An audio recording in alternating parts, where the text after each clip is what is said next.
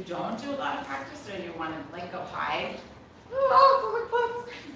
people would think that they were going to die before when there was an eclipse, and because they didn't know what was happening, right? Oh my God, the sun's being blocked out. But this one is super, super, super prosperous and really good for your manifesting. So part of manifesting is there's a surrender and a releasing part. So when we want to manifest something, we visualize it, right? Everybody's learned manifesting tools. You visualize yourself as what you want to manifest, or the thing. Say it's a car. I'm doing something like, something grossly physical. I want to manifest this car. So you visualize yourself driving in the car, and the color of the car, and the feel of the car, and all that stuff. And what you're doing is you're putting this psychic imprint into, there's not really a future or a past, but in this now moment, you're psychically imprinting yourself onto what you want to be doing. Does that make sense? Okay, so you can do that with the past too. If there's something in the past that you're not proud of, that you didn't like the way it worked out, or something like that, you can visualize that as changing, bring light to it, and it's like going into the Akashic and rewriting it. You can rewrite your past to affect your future. So this week, we will be doing some of that, especially on Friday, because Friday is the dark moon.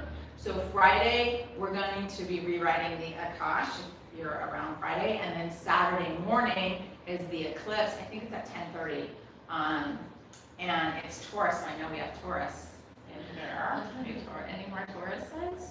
Yeah! So this will be so good for you. And it'll be also really good for some cardinal signs as well, and any fixed signs. So I'm going to go really deep into the astrology. It'll be Saturday at 9:15. So that's a special class. So if you want to, if you're around, you can sign up for that. And if you're around Friday to do the releasing. So back to the surrender. So let's say that I'm trying to manifest something, right? And say it's that car again. I see myself, it has to be a yellow Volkswagen. I'm in the yellow Volkswagen. It has to be a convertible, blah, blah, blah, blah, blah, right? It has to be this kind of seats. And here I am, da, da, da, da, da, da, da.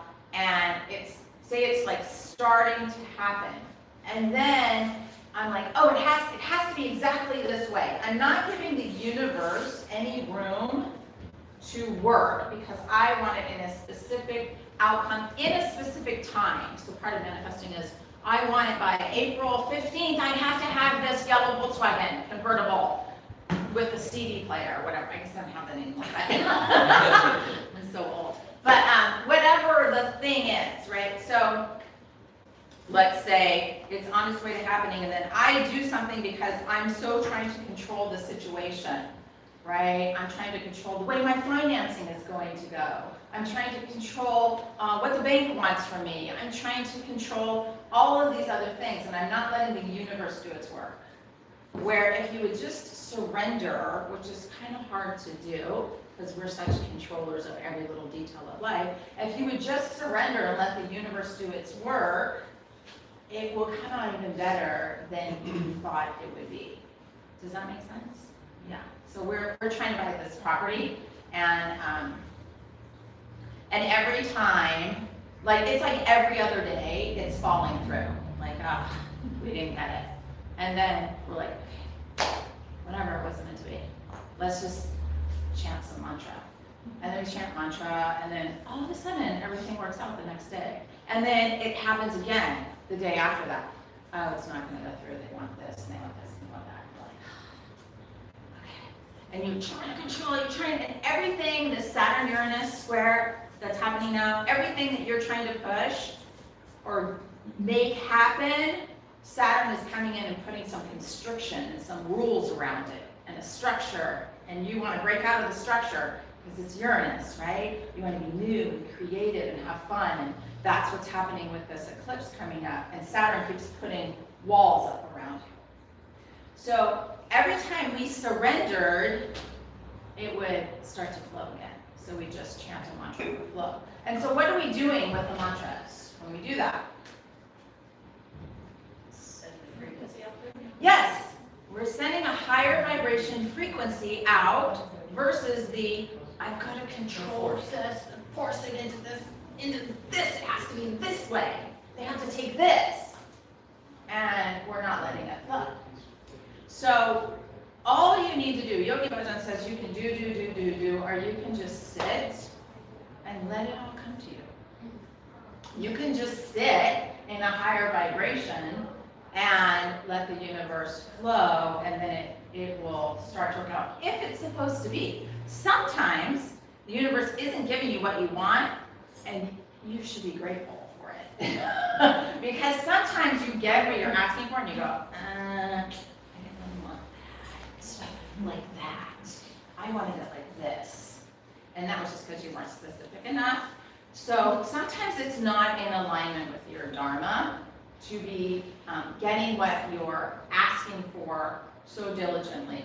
You experience that. And then she let go of it. And then, whoa! All this stuff opened up. Because I'm pigeonholing myself into this specific thing, but I'm not allowing all of this to come in because it has to be this way. And so if you feel that you've been having some struggles or some anxiety or just things aren't going the way that you wanted to, or you keep getting smacked back down by the same lesson over and over, there's a surrender component. And so for the class today, I'm going to be playing a set of khodis from the Japji that deal with surrender. It's like surrender to salvation, the 12th through the 15th khodis of the Japji. And all you have to do, I mean, we're going to be doing meditation where you lay down. Yay!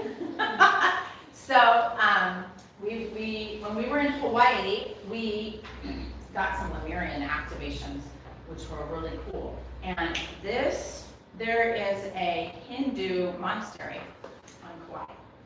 And this yogi, this guy, was just in a coffee shop.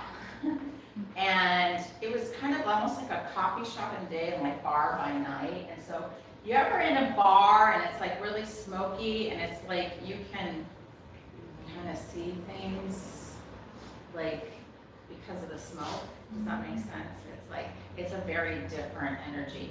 Like think of the energy in a smoky bar, right?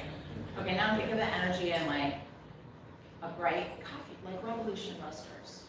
Okay, that's like a bright coffee shop, right? So this place was both.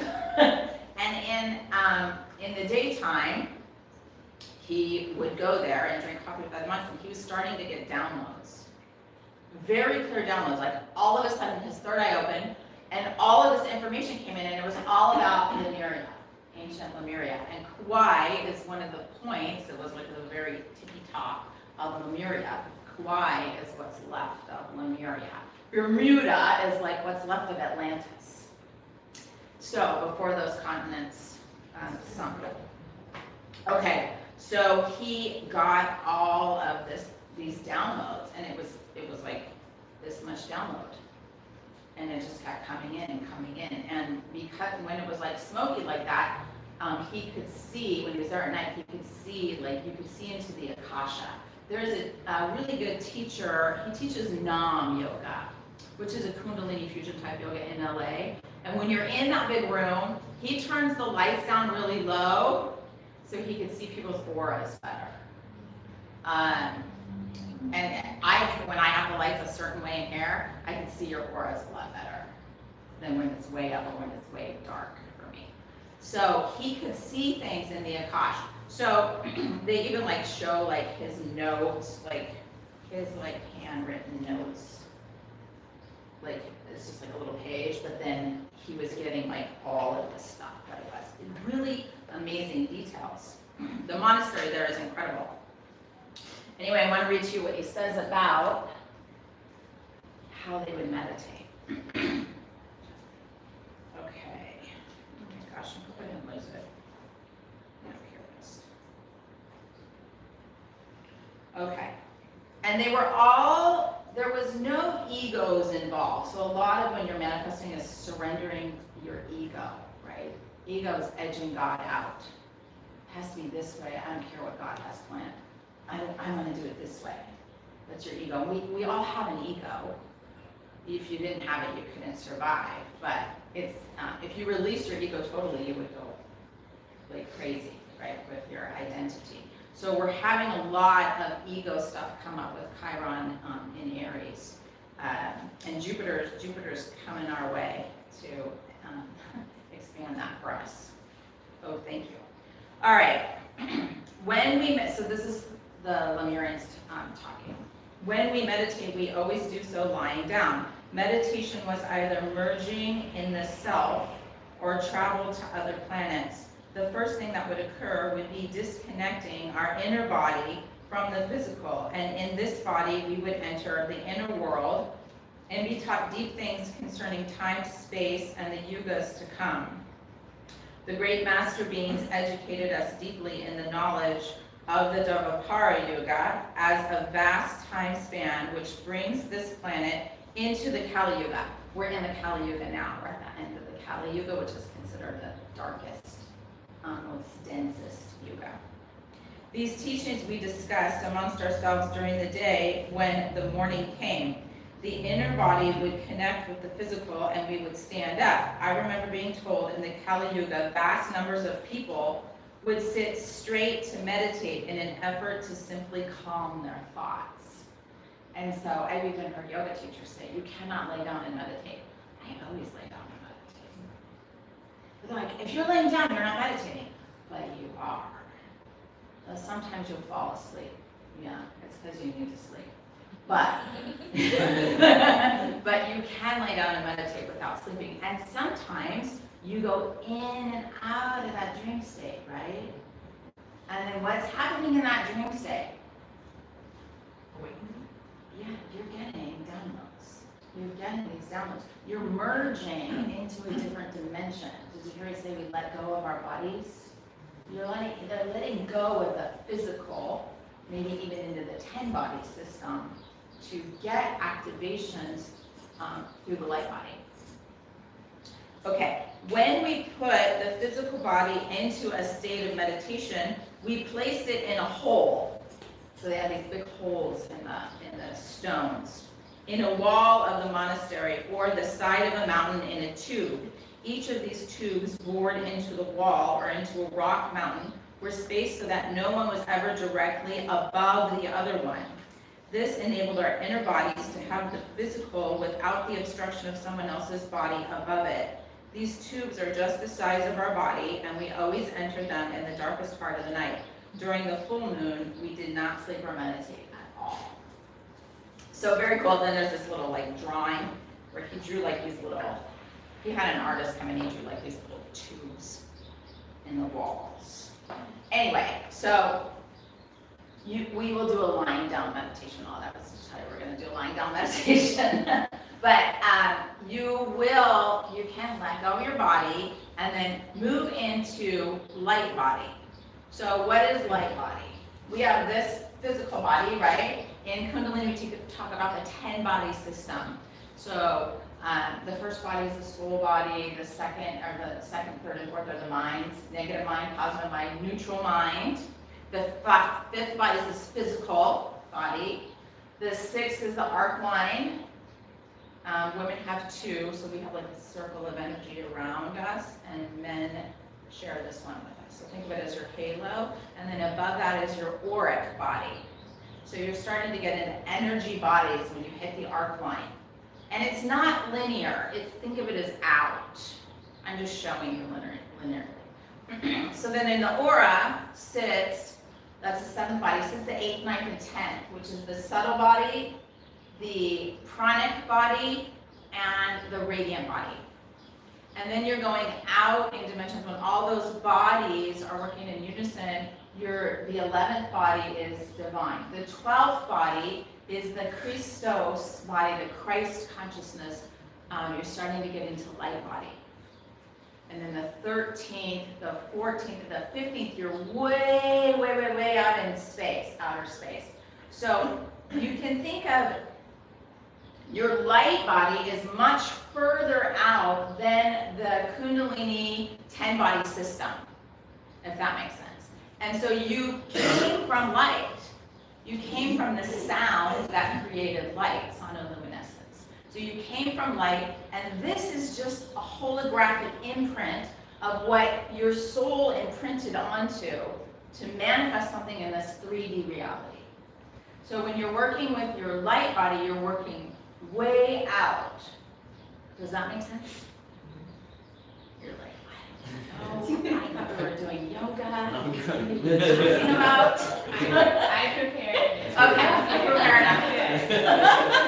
What's going on? So you're working way out with your projection. So people sometimes will think Christ and they'll lock it all up with Christianity and get all weird about it. But it's a consciousness. And it's the 12th dimension. So you can think of the dimensions as the first, second, third, 3D. We're all living in this 3D. So many, 99% of human beings are trapped in the third dimension. They don't think there's anything else out there or happening except right here. I mean, there is only right here, right now, but this dense matter is all there is. So when you lay down and meditate, you start to leave that third dimension. You start to float somewhere, right? And that's when you're going in and out of that state. And so we'll be meditating with the surrender to salvation Buddhist, and then you'll be able to sleep and go into the sound healing if you need to sleep. But the sound is what's going to start bringing in more light. And as you introduce more light, this physical body actually becomes lighter. Become lighter and lighter and lighter, and then you can traverse those dimensions much easier. So the more practice that you're doing, the lighter your body will become, and you'll pick up more and more and more frequencies. And then you need to integrate. So sometimes you need to integrate because you've picked up too much frequency and your body's like, that's like all the solar flares coming. Sometimes the frequency will knock you on your ass. What just happened? Well, we have solar flares like every single day. We are adjusting because we've been having so many. So we've been slowly adjusting.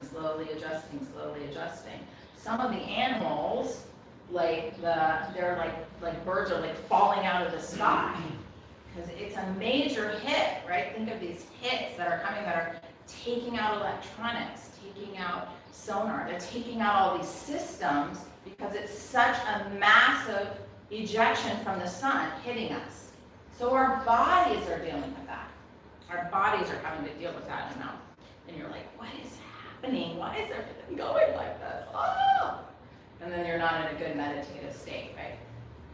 Okay, so that's why we need to practice. So with the tune-in, we're going to activate the light body just with the tune-in. So you can just do this part every day to activate that 12th dimension in you, okay?